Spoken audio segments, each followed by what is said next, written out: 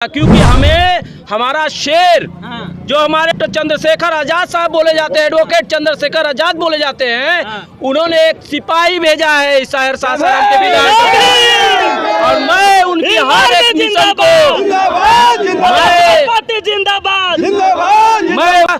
अगर आपका जो भी स्कूल है वो बंद हो रहा है, आप हमें आजाद समाज पार्टी यानी हमारे चंद्रशेखर आजाद जी को दे दे, वो स्कूल हम चलाएंगे।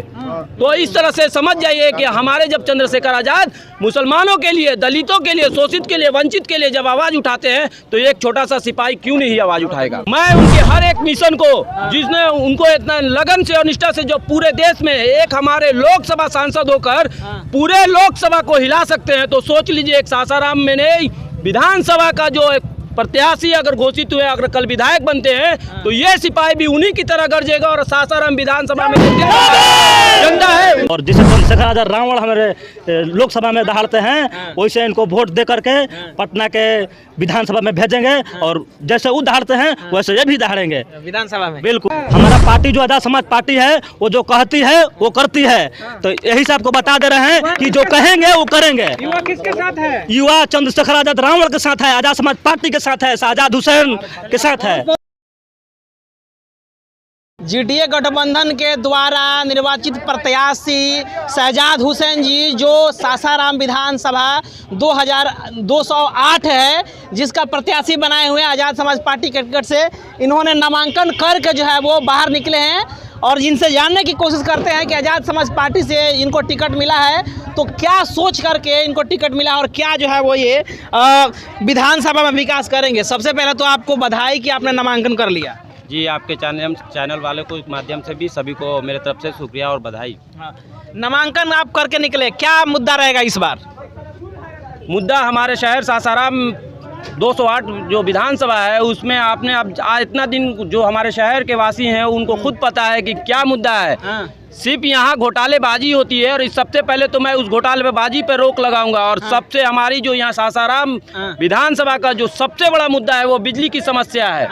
मैं उस बिजली की समस्या को पूरे निष्ठा और मेहनत के साथ ख़त्म करने की कोशिश करूंगा, ताकि हमारे शहर में जो भी फेस्टिवल होता है उस फेस्टिवल में जब भी देखिए तो कम से कम 18 घंटा, 34 36 घंटा लाइट काटे रहते हैं। हमारी जनता त्री करती है, मतलब बीमार पर्सन भी है तो और बीमार हो जाती है। और हमारी सारे यहाँ जितनी प्रतिनिधि अभी तक जीते हैं, विधायक हो, मेयर हो, सांसद हो, कोई भी हो, उस पर कोई संज्ञान नहीं लेता। मैं अपने सारे सम्मानित जनता से भी आग्रह करता हूँ कि इस बार हमें इतनी ताकत और शक्ति दे अपने वोटों के अधिकार से, ताकि मैं उनकी हर ये चीज़ जो उनकी दैनिक परेशानी है उसको ख़त्म कर सकूँ।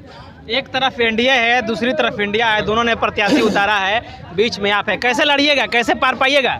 ये लोगों की सोच अपनी बनी हुई है कि एक तरफ इंडिया है और एक तरफ इंडिया गठबंधन है। हमें उससे कोई फर्क नहीं पड़ता, क्योंकि हमें हमारा शेर जो हमारे चंद्रशेखर आजाद साहब बोले जाते हैं, एडवोकेट चंद्रशेखर आजाद बोले जाते हैं, उन्होंने एक सिपाही भेजा है इस शहर सासाराम के विधान, और मैं उनकी हर एक मिशन को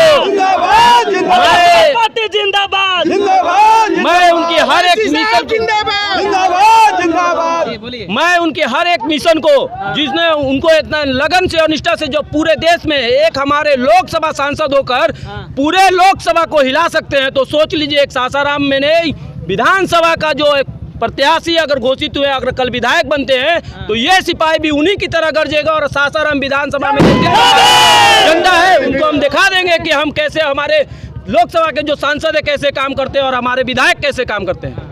शाहजाद जी, आप बिजली का सवाल उठा रहे हैं। नीतीश कुमार कहते हैं कि हम 125 यूनिट गरीबों को बिजली मुफ्त दे रहे हैं और उससे गरीब खुश है। इस बार भी एनडीए सरकार को ही लोग वोट देगा, तो आप कैसे कह रहे हैं कि बिजली का समस्या है यहाँ? मैं आपके चैनल के माध्यम से बताना चाहता हूँ कि आप ये पहले बताइए कि नीतीश सरकार को आए हुए हमारे बिहार में कितना साल हुआ है?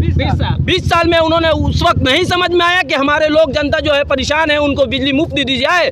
आज जब वो हारने के कगार पे है, उनकी बिसात खत्म होने के कगार पे है, तो जनता को 125 यूनिट बिजली का जो मुफ्त दे रहे, लॉलीपॉप दे रहे, इससे हमारी जनता खुश हो जाएगी? कभी नहीं होगी। इससे पहले भी तो कई सारी योजना दलितों के लिए, गरीबों के लिए नीतीश कुमार चला रहे हैं। हमारे अगर दलितों और शोषित और वंचितों के लिए अगर इतना ही फिक्रमंद होते तो आज हमारे दलित शोषित जो हमारे बच्चे जो पढ़ने वाले स्कूल में बच्चे हैं, आज आज हमारे बिहार में जितना उर्दू मिडिल स्कूल छोटी छोटी जो स्कूलें हैं वो बंद हो गई है, और उन्होंने अब यही हाथ यूपी में भी लगना चालू हो गया था। तो इसकी आवाज़ हमारे चंद्रशेखर आवाज साहब ने उठाया था कि अगर आपका जो भी स्कूल है वो बंद हो रहा है, आप हमें आज़ाद समाज पार्टी यानी हमारे चंद्रशेखर आज़ाद जी को दे दे, वो स्कूल हम चलाएंगे।